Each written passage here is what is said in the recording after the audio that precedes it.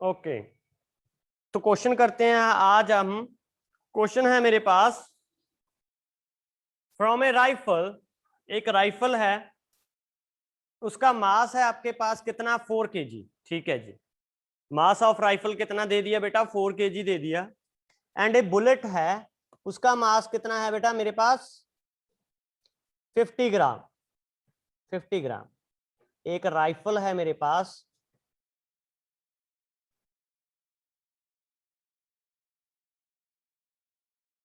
ठीक है जी, जिसका मास है कितना मेरे पास,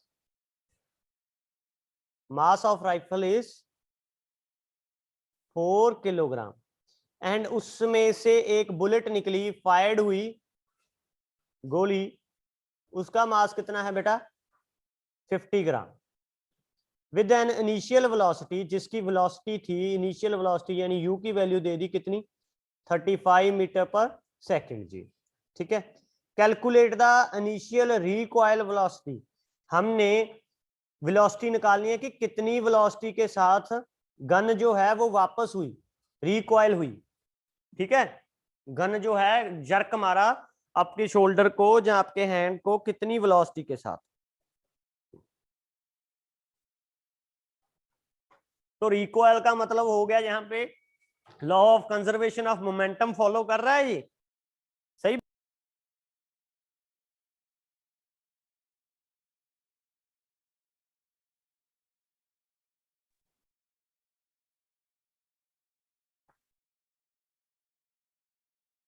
तो कौन सा लॉ जो है मेरे पास ये फॉलो करेगा, law of conservation of momentum, law of conservation of momentum.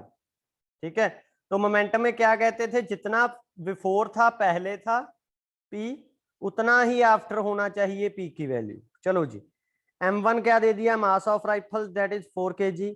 m2 क्या दे दिया, mass of bullet that is कितना, 0.550 ग्राम था। तो इसको केजी में करेंगे, 50/100, 0 से 0 गई तो 0.05 kg। ठीक है जी, वेलोसिटी ऑफ बुलेट था मेरे पास कितनी, 35। कौन सी, इनिशियल वेलोसिटी यानी v2 दे दी मेरे पास। ठीक है, या इसको u भी लिख सकते हो आप, कोई इशू नहीं है, फाइनल लिख सकते हो आप।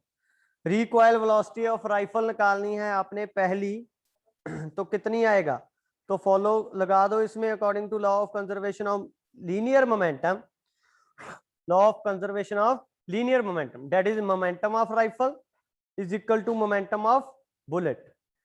Momentum of rifle is equal to momentum of bullet, तो मोमेंटम ऑफ राइफल कितना आ जाएगा, m1v1 is equal to m2v2।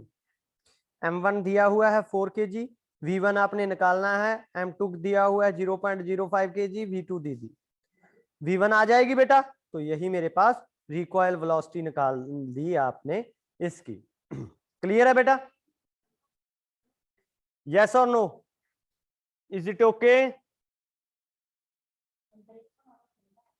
Yes और no in the chat box. ये क्वेश्चन आपने खुद करना है और मुझे आंसर बताना है। नोटबुक निकालो अपनी अपनी, अपनी अपनी नोटबुक निकालो।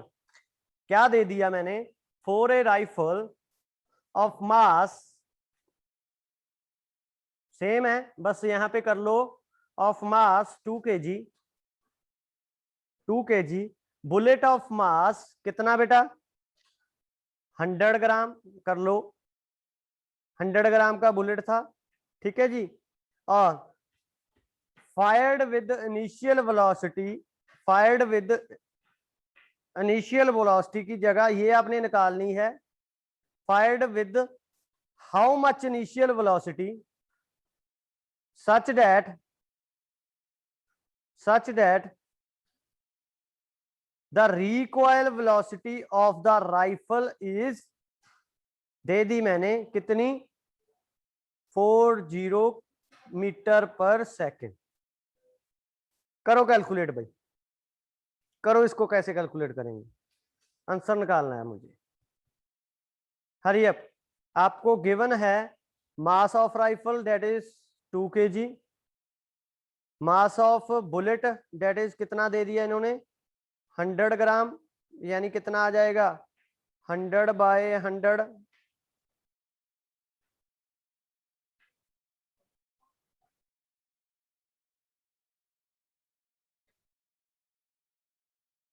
ठीक है जी,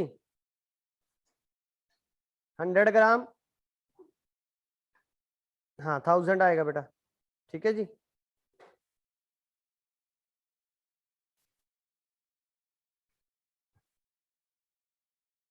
क्लियर। और V2 जो है वो आपने निकालनी है, और V1 दी हुई है कितनी बेटा, 40। हरी अप, आंसर चाहिए मुझे, सेम फॉर्मूला।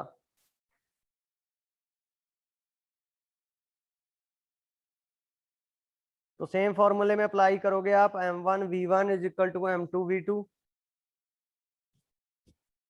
M2V2। तो M1 कितना दिया हुआ है, मास of the rifle 2 kg। V1 जो है वो कितनी दी हुई है बेटा, रिकॉइलिंग वेलोसिटी 40। M2 कितना दिया हुआ है बेटा, 0.1 kg। इंटू V2 हमने निकालना है, तो 0.1 जो है 1/10 हो जाएगा, ठीक है जी। 10 ऊपर चला जाएगा तो कितना आंसर आ जाएगा, 800 V2 आ गया मेरे पास। आया सबका, 800 मीटर पर सेकंड इसका आंसर आ जाएगा मेरे पास। बुलेट इतनी स्पीड से जाएगी। क्लियर जी, क्लियर है।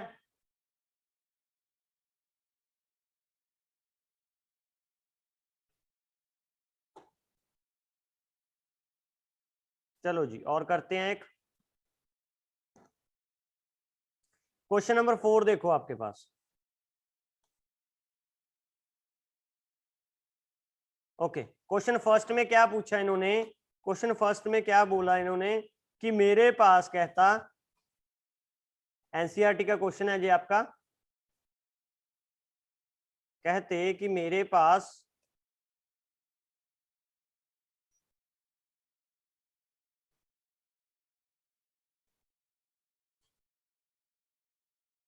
If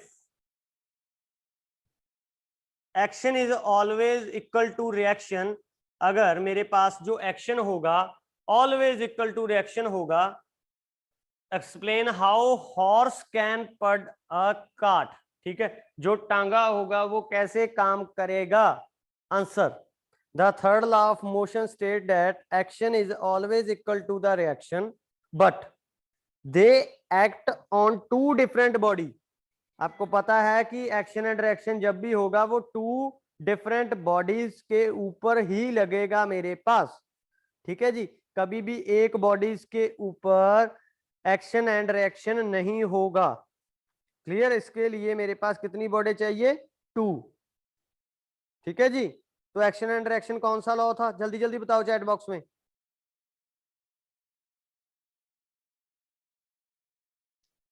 hurry up, action and reaction कौन सा लॉ था बेटा,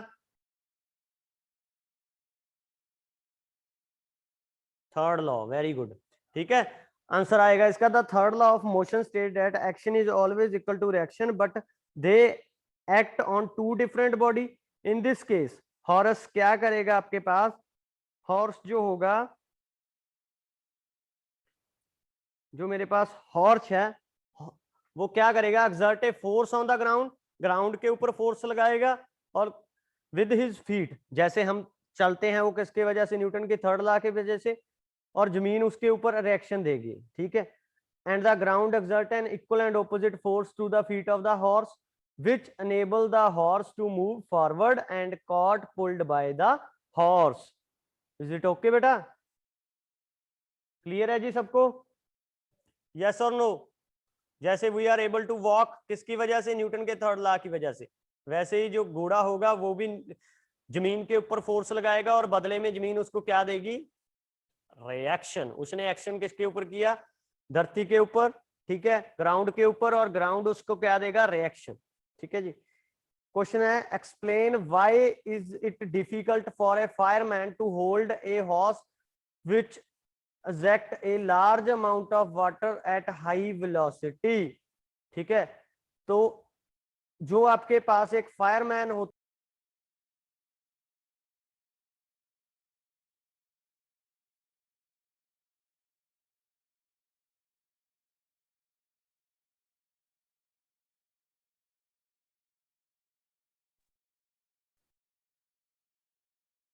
ठीक है।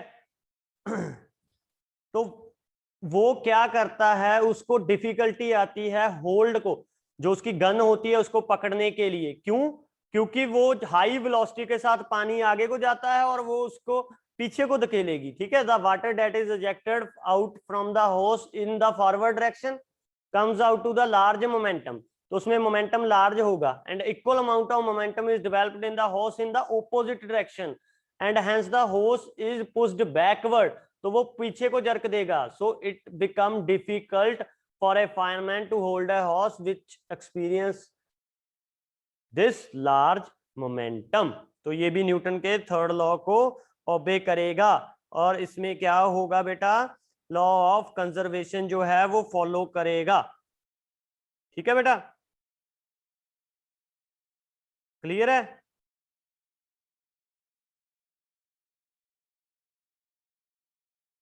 क्वेश्चन करो फिर एक क्वेश्चन करो। न्यूमेरिकल आया, नोटबुक निकालो सभी अपनी अपनी, एक और न्यूमेरिकल करके दिखाओ मुझे।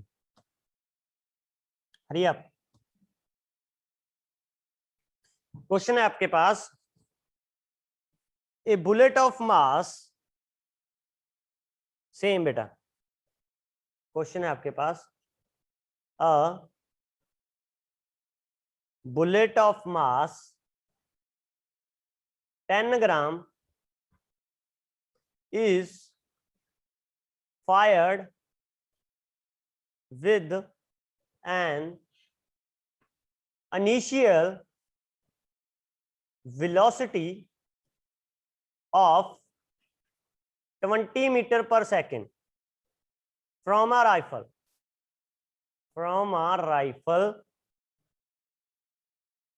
of mass 4 kg.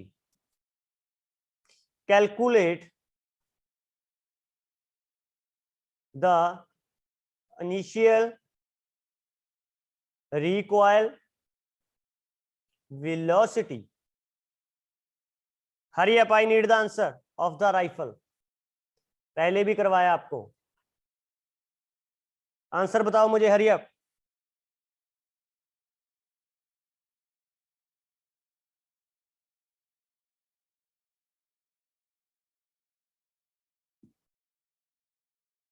तो सेम बेटा, M1 V1 ऐसे ही क्वेश्चन आएगा आपको, M2 V2।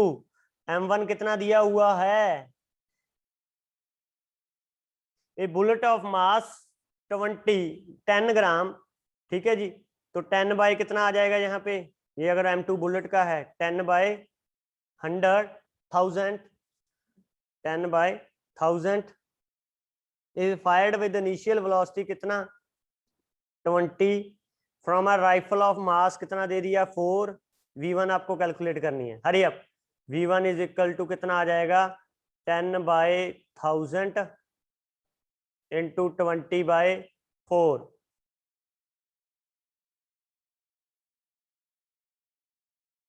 एक जीरो से एक जीरो गई, 2 आ गया।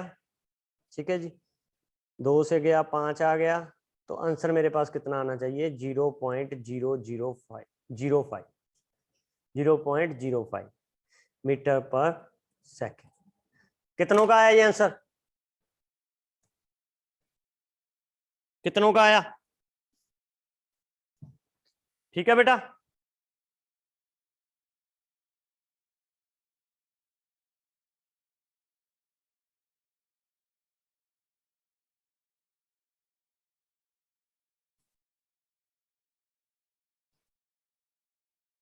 हाँ तो वही तो इम्पोर्टेंट है, ग्राम तो चेंज करने ही है आपने।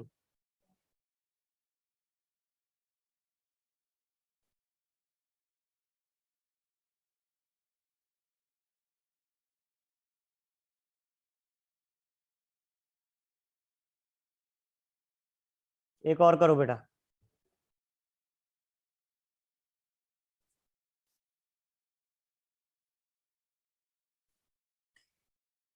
आपके पास क्वेश्चन है 2,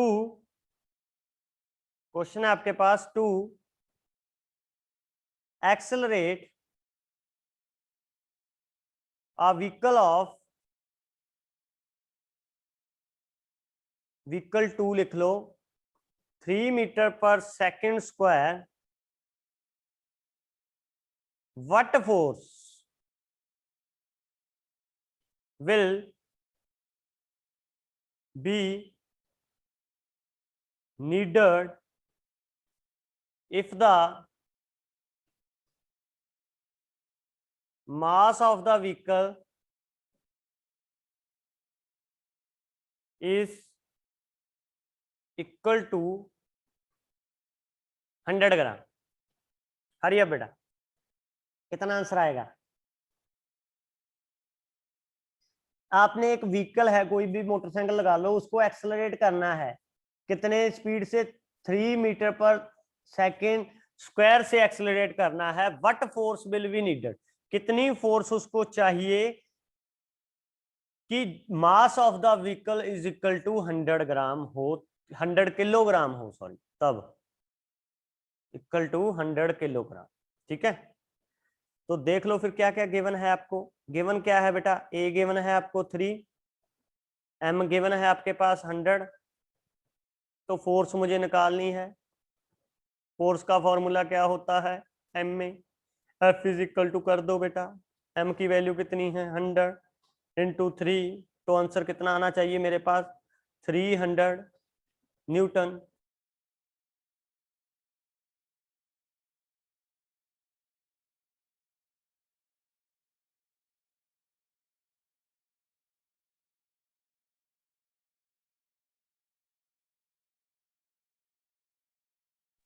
थ्री हंड्रेड आ गया बेटा किसी का? 0.3 न्यूटन कैसे कर रहे हो बेटा? अगर ग्राम नहीं है वहां पे किलोग्राम था।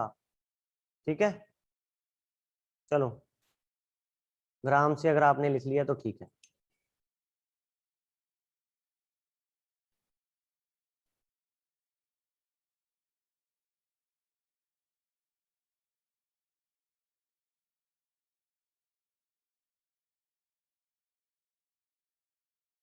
क्लियर है बेटा?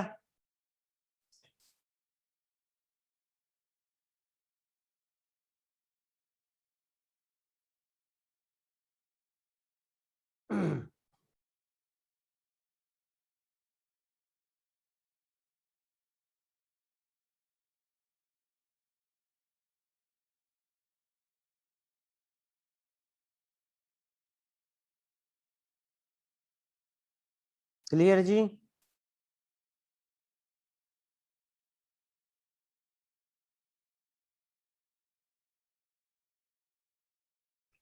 एक और करो बेटा।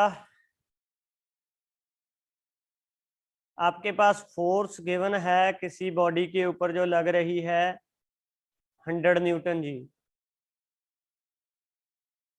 ठीक है जी, और वेलोसिटी दे दी उसकी किसी भी बॉडी के ऊपर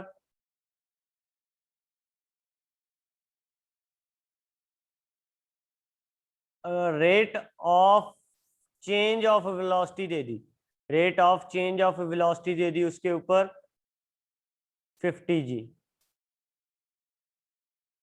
ठीक है जी, आपने मास निकालना है बॉडी का, कितना होगा? I need the answer, hurry up.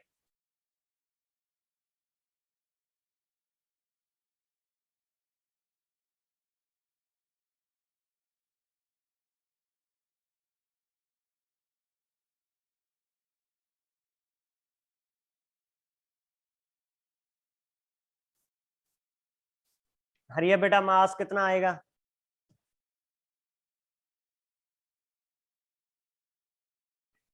तो सेम फॉर्मूला बेटा, F is equal to M A होता है मेरे पास, F is equal to M A होता है। आपको गिवन क्या है? फोर्स दे दी और rate of change of velocity दे दी, तो फोर्स का फॉर्मूला पुट कर दो। 100 एम निकालना है, ए क्या होता है बेटा? Change in velocity over time taken, इसको rate of change of velocity भी बोल देते हैं। तो 100 is equal to M into 50, तो एम की वैल्यू कितनी आ गई? 100/50, काट दो तो 2 किलोग्राम इसका आ जाएगा मास। ठीक है बेटा?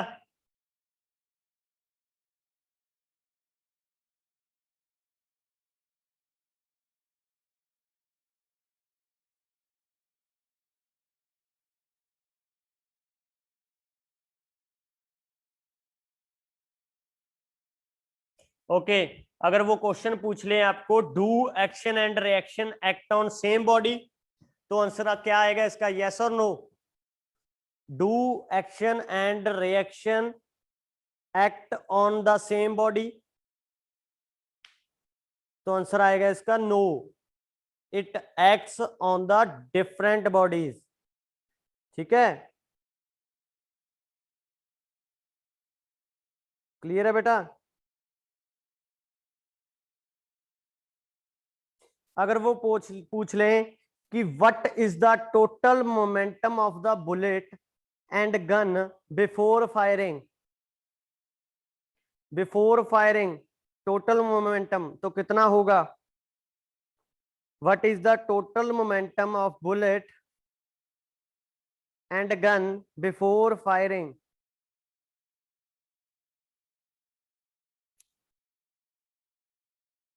वेरी गुड बेटा, तो आंसर इसका आएगा 0।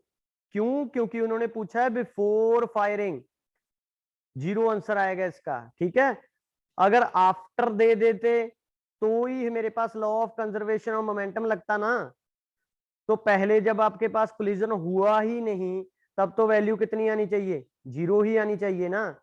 तो आंसर कितना आएगा मेरे पास, 0। आंसर कितना आएगा मेरे पास, 0। ठीक है बेटा,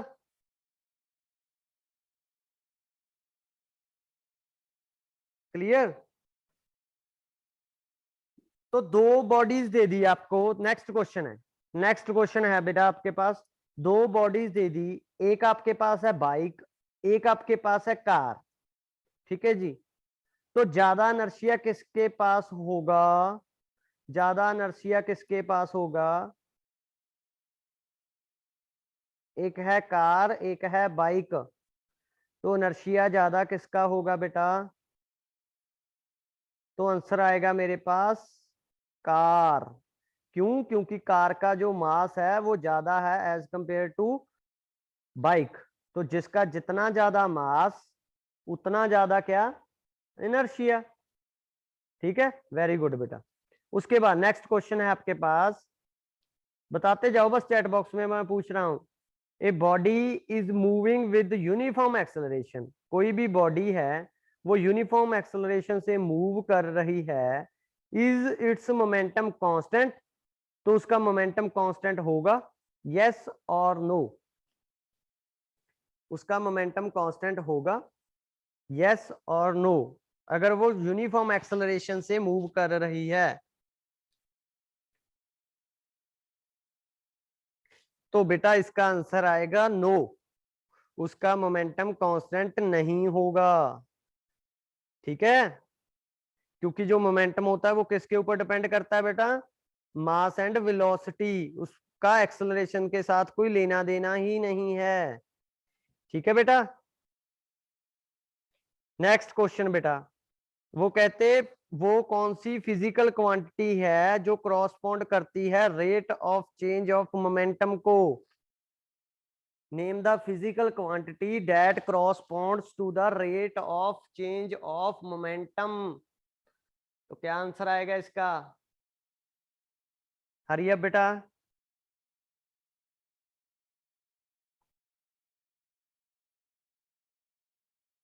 वो कौन सी फिजिकल क्वांटिटी है that correspond to the rate of change of momentum? Jessica very good बेटा, तो आंसर इसका आएगा बेटा फोर्स। फोर्स क्या रिप्रेजेंट करती है, rate of change of momentum को क्रॉसपोंड करती है, तभी तो न्यूटन ने सेकंड दिया था, the rate of change of momentum is directly proportional to किसके, अप्लाइड फोर्स के। तो rate of change of momentum पूछा है उन्होंने। ठीक है, तो राइट आंसर इसका क्या आएगा बेटा, फोर्स। नेक्स्ट क्वेश्चन देखो बेटा, which principle is involve in the working of jet plane, jet plane के ऊपर, एरोप्लेन के ऊपर कौन सा लॉ लगता है बेटा? हरी अप,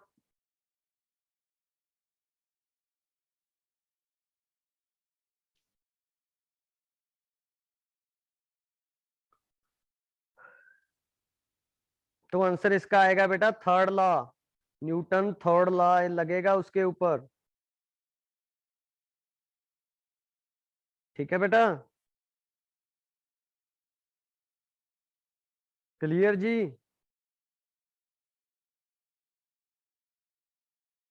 ओके, एक और question, interesting question, daily life में बेस्ड क्वेश्चन।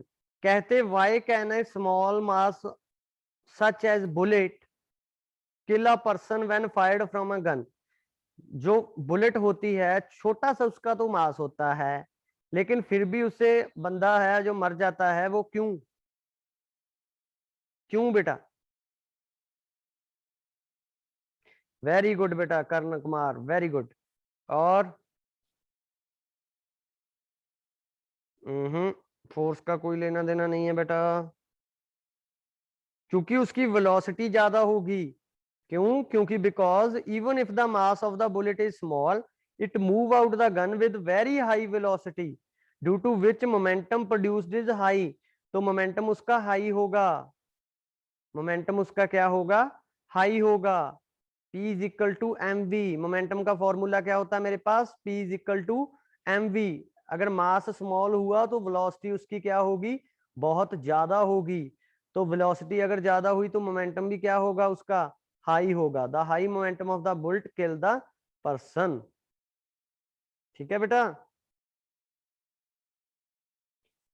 वो कहते हैं describe our walking in term of Newton third law of motion. Walking में को डिस्क्राइब करो Newton third law of motion की टर्म में। तो कैसे करोगे बेटा? तो लिखोगे आप when we walk on the ground और रोड, आवर फीट जो होंगे पुशेस द ग्राउंड बैकवर्ड। मतलब हमने एक्शन किया किसके ऊपर? ग्राउंड के ऊपर। बदले में क्या करेगा? Ground pushes our foot forward. मतलब बदले में उन्होंने क्या दिया हमें? रिएक्शन दे दिया, ग्राउंड ने हमें रिएक्शन दे दिया। Thus the forward reaction exerted by the ground on our foot makes us walk forward. Clear है बेटा? बहुत इंपॉर्टेंट क्वेश्चन है। ओके, उसके बाद क्वेश्चन आ गया आपके पास, तीन चीजें दे दी आपको सॉलिड की। सॉलिड की जो है वो तीन चीजें दे दी, ठीक है। एक दे दिया एल्यूमिनियम, एक दे दी स्टील, एक दे दी वुड। ठीक है जी, एक दे दिया एल्यूमिनियम, एक दे दी स्टील, एक दे दी वुड। ध्यान से सुनो, शेप सभी की सेम है, सभी की वॉल्यूम सेम है।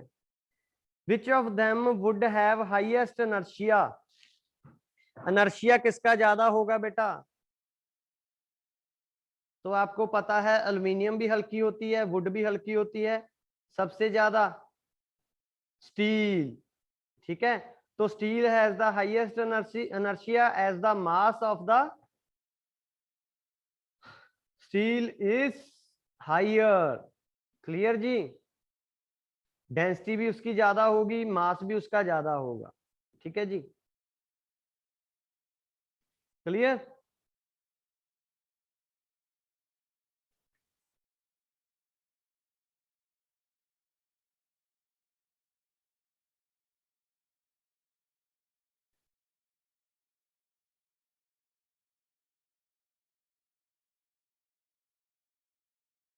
क्लियर है बेटा सबको?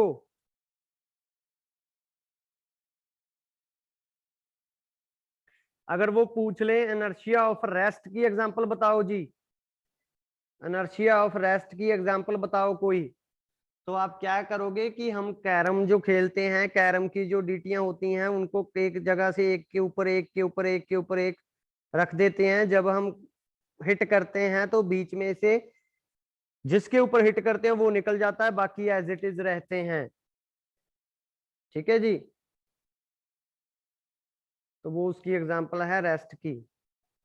रॉकेट प्रपल्शन जो है वो किसकी एग्जांपल है बेटा?